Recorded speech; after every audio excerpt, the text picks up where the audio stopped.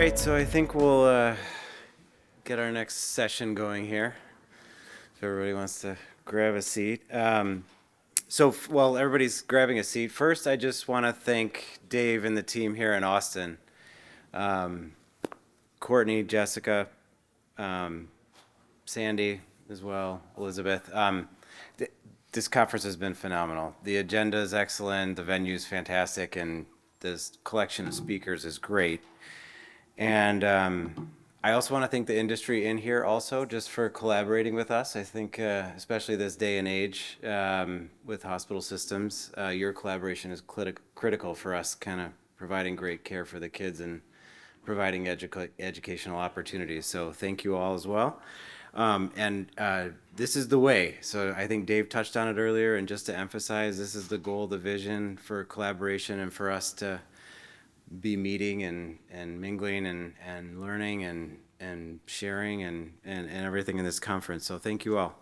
I'm going to introduce two speakers, and then we'll get to each individual's talks, and we'll have our little panel at the end. So first, I'm going to introduce Sucheta Joshi, who originally completed her training at UCSF and Stanford, but then also did a Master's of Public Health at Michigan. But I know her better for how she and Renee Schellhaus led the Pediatric Epilepsy Division at University of Michigan for many years very well, and that was one of the tried and true programs in our state for a long time I was grateful for.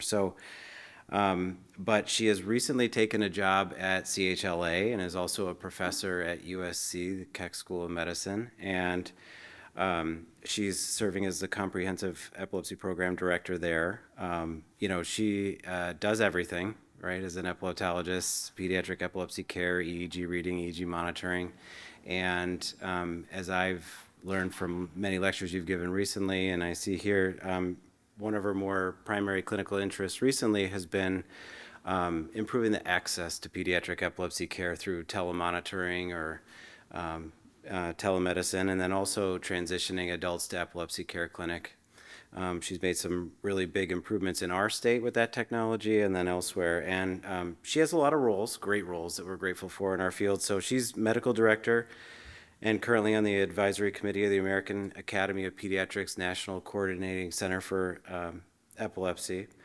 But she's been key faculty on several ECHO projects since 2013 for that, and is also on the board of PERC, Pediatric Epilepsy Research Consortium, but has also been on the board of the Executive Committee of Child Neurology Society, the American Academy of Pediatrics section on neurology, and has also been faculty for a lot of our national organizations. She's trained many people and in our field and made a big impact that way, but also provided mentoring and research for people of many levels in our field, and then also published a lot too and spoken at international and national conferences. So she's going to be talking today on getting our PCPs involved in the care of epilepsy patients from diagnosis to management. Our second speaker today, Jorge Vidare, is director of the Neurophysiology Lab at Nationwide Children's Hospital at the Ohio State University, and is also director of the Clinical Neurophysiology Fellowship Program there. And his clinical interests, similar to a lot of us, are difficult to treat epilepsy and EEG reading and clinical neurophysiology. But I also know him from conferences, the last several conferences as well, doing a lot of work with global outreach and improving care to underserved areas as well. And he talked about that earlier. So he's going to be focusing more on capturing non-traditional surgical patients with a focus on more national and global inequalities. So let's get to our first speaker, Dr. Joshi.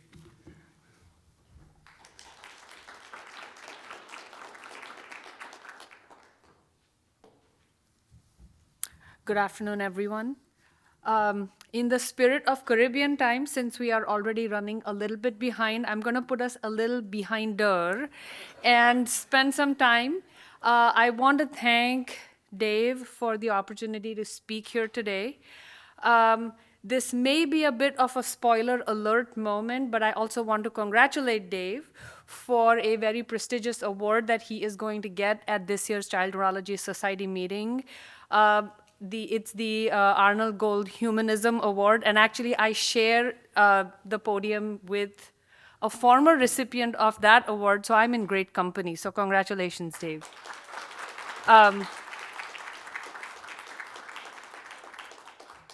So while Dan was introducing me, we talked about Michigan and we talked about CHLA. So my badge here says University of Michigan, Los Angeles, which is like the coolest and cutest kind of merging of the two institutions.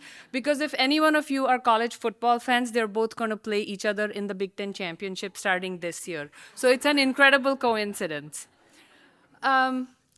So we've heard some amazing talks all day today, ranging from the history of neurosurgery for epilepsy, the reach of epilepsy surgery, the impact of epilepsy surgery, surgical techniques, what we call refractory epilepsy.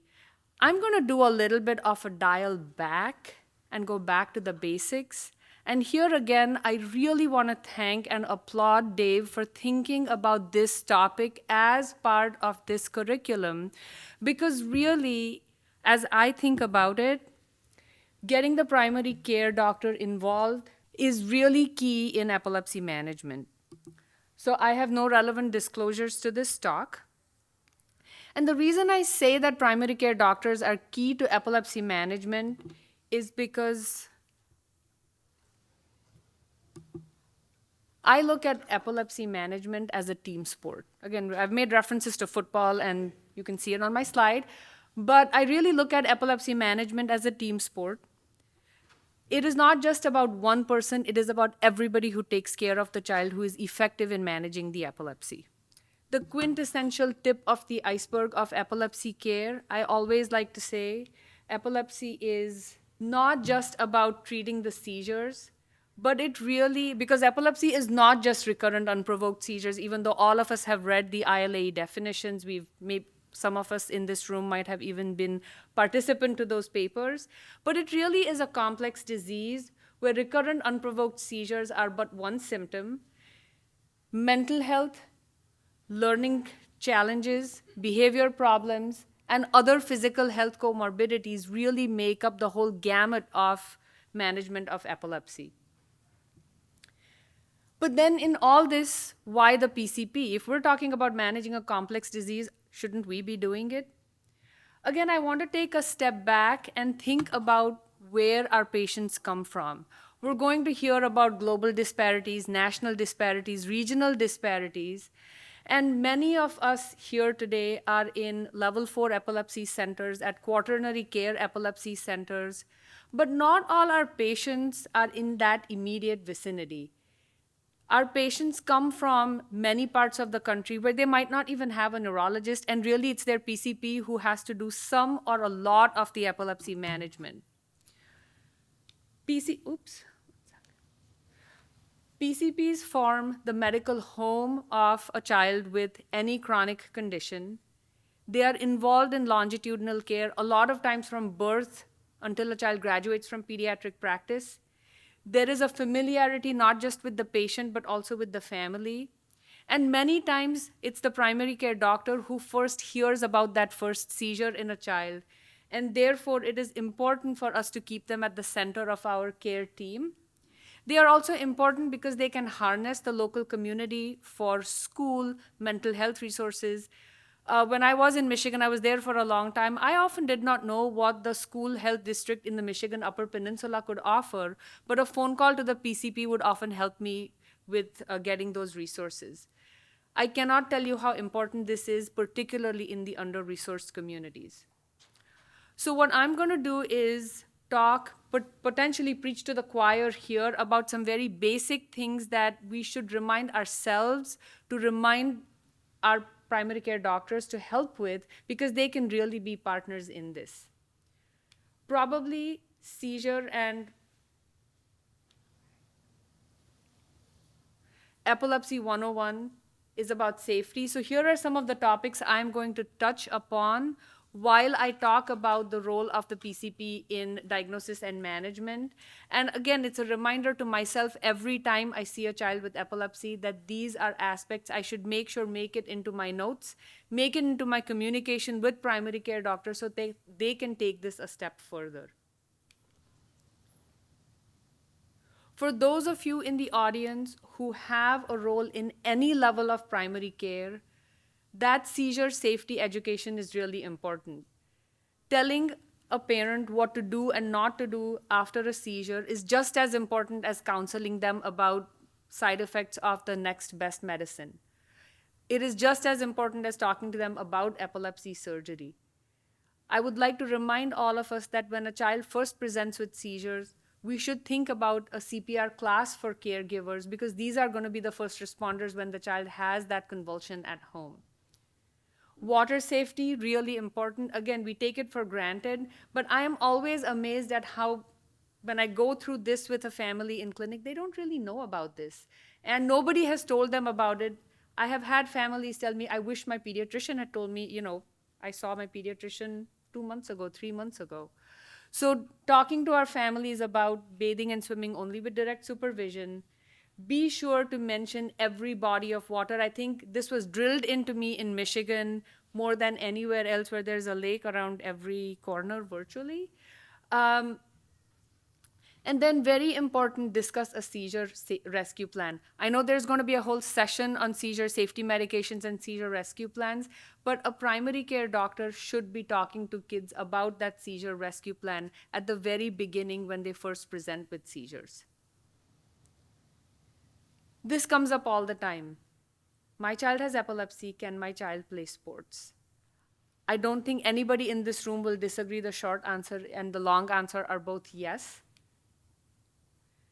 Again, I think as a community of doctors liaisoning with primary care doctors, it's very important us to emphasize this because our words matter. And if we restrict what our children with epilepsy can do, they're going to take that seriously.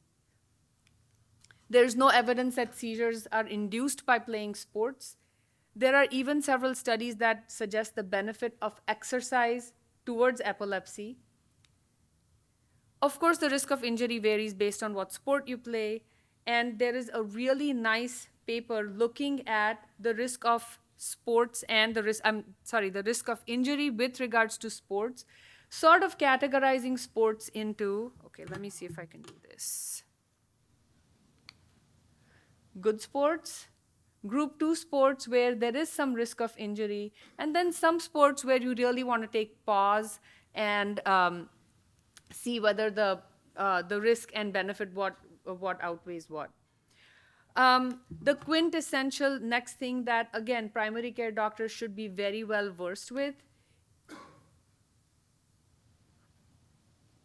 is driving. Again, all of us know that driving is not permitted when seizures are not controlled, but the message that somebody with well-controlled epilepsy who has not had a seizure based on what state you live in for whatever length of time can be permitted to drive.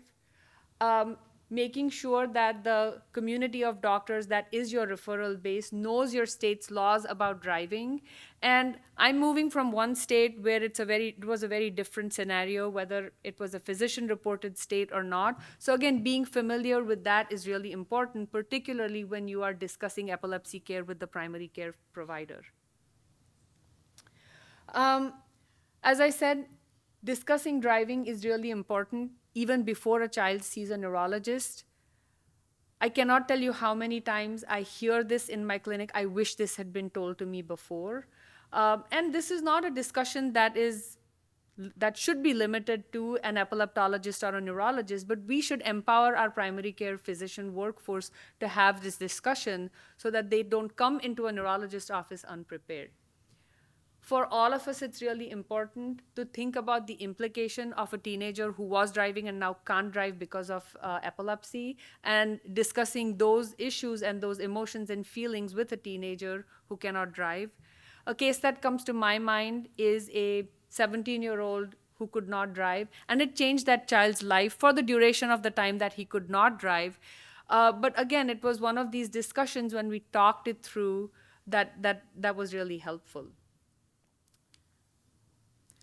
Another area that primary care doctors can do a lot with is in bone health risk factors. The AAP is very big on bone health for children in general and emphasizing the importance of adequate vitamin D intake, particularly with regards to anti-seizure medications, kids who have a limited amount of physical activity, and the overall nutrition of patients with epilepsy. So we know that vitamin D insufficiency is quite common in children with epilepsy, particularly in girls and children who are overweight. While we used to think about particular anti-seizure medicines that might be worse for bone health as compared with others, it really is all anti-seizure medications, and most, if not all, epilepsy syndromes, if you look at this very systematically, there isn't one that's better than others. So when looking at the anti-seizure medications, again, most anti-seizure medications fall in the category of negatively impacting bone mineral density and bone health. And here is again a point of contact between the epileptologist and the primary care doctor, where educating the primary care workforce and the primary care doctor feeling empowered to have these discussions with their patients can make a big impact. I'm going to talk a little bit about reproductive health, again, a very high-level overview. I think this is more apparent to me in a large safety net hospital in the heart of Los Angeles than in a small university town in Michigan, where knowing that this is a population at high risk from a reproductive health standpoint, and this is where they're going to have these conversations with their primary care doctors is very important, to emphasize that anti-seizure medications can make estrogen-containing birth control less effective. On the other hand, we also know that some birth control pills can affect anti-seizure medication levels. Counseling these patients, making sure that primary care doctors are up to speed, knowing that they should counsel their patients on alternate forms of birth control in addition to simply hormonal birth control. And then emphasizing folic acid. I think this morning we heard about folic acid being universally in everything we eat. But I think for girls who are 12 years and older, making sure that this message is driven home, not only to the patient, but to the doctors whom they see more than once a year, is emphasized. I'm quickly going to go through learning differences in children with epilepsy. Again, where this is important is more than a third of children with epilepsy have ADHD, and so you're going to need the primary care doctor to be working with you to manage that ADHD. They are terrified of stimulants. They do not want to put anybody with epilepsy on a psychostimulant medication. And I think we can do a lot in getting our PCPs on board with the fact that stimulants are not contraindicated in kids with epilepsy. It helps to ask about school performance when kids come through our clinic. I know we don't get a lot of time with these patients. There's a whole lot to talk about. But knowing that and bringing it back to the primary care doctor can be really important. In Michigan, we had something called a 504 plan, but there are similar plans in every state. And again, the local doctor in the local community can be your ally in managing this. I won't go much into refractory epilepsy. I think Dr. Wheelis said it all in many better ways than I can. But the way I look at it is, if a primary care doctor can know that a child with epilepsy is on 2 anti-seizure medications and is still having seizures, if we can get that message to the primary care doctor, I think we've done our patients a great service in getting them to an epilepsy center and to higher level of epilepsy care sooner.